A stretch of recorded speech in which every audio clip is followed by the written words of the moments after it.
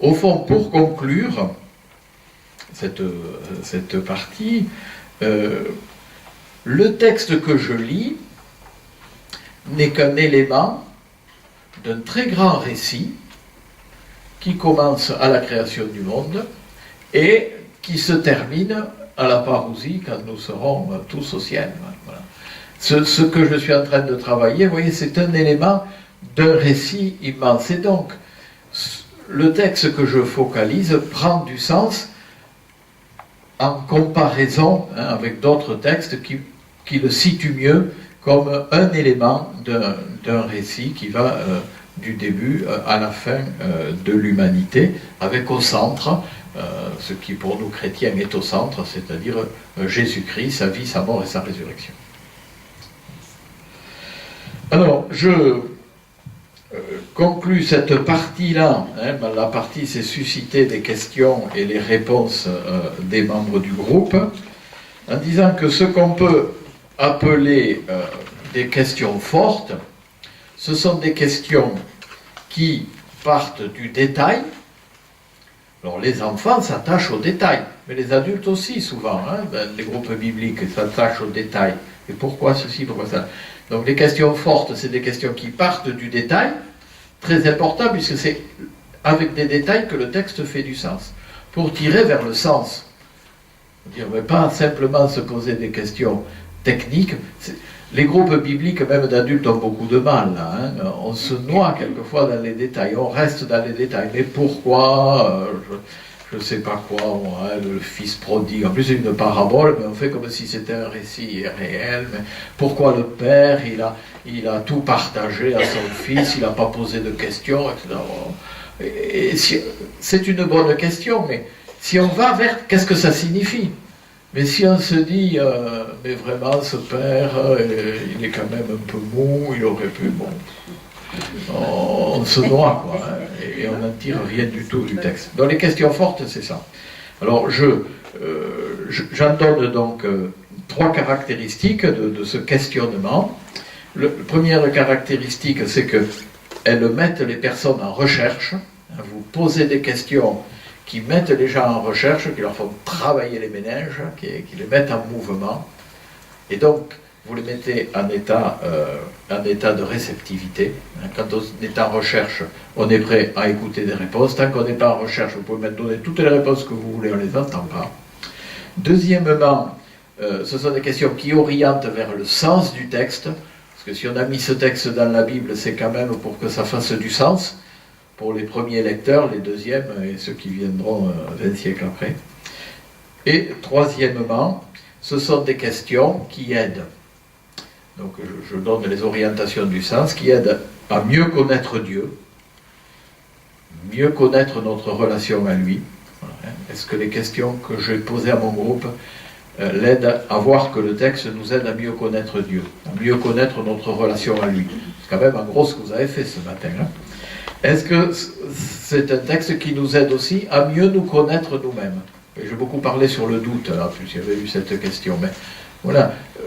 Être confronté à ce texte, c'est être confronté à qui je suis. Je suis un croyant, mais je suis aussi quelqu'un qui doute. Et donc là, on est vraiment dans le sens.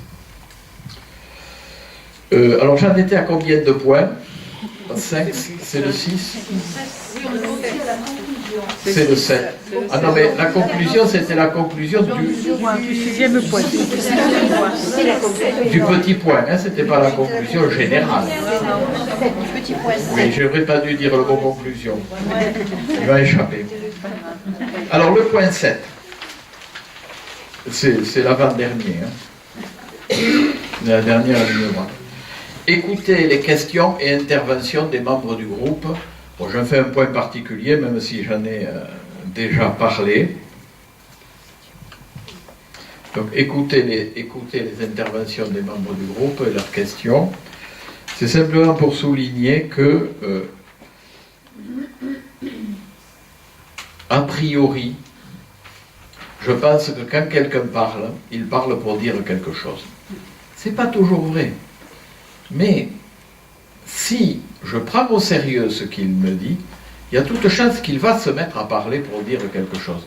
Parce que des enfants en particulier peuvent parler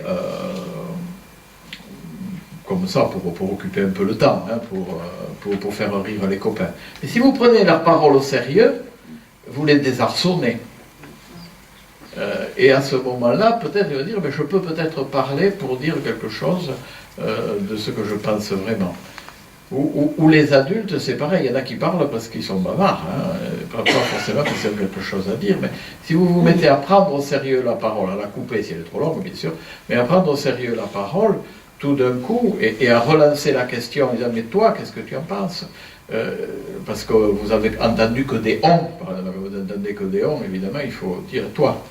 Parce que on, je m'en fous, je pense, bon.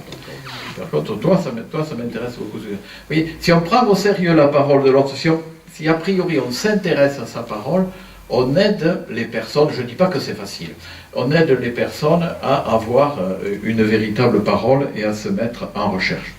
Et donc il vaut mieux toujours rejeter une parole, essayer de la reformuler, de demander à la personne de s'expliquer.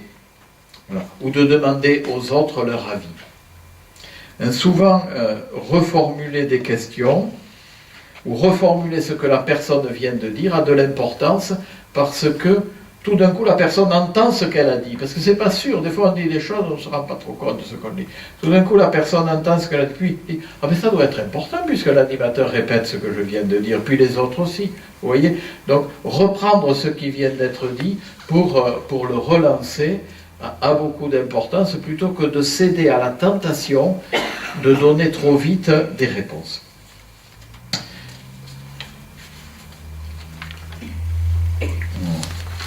Donc tout cela, c'est le but de valoriser la parole de l'autre.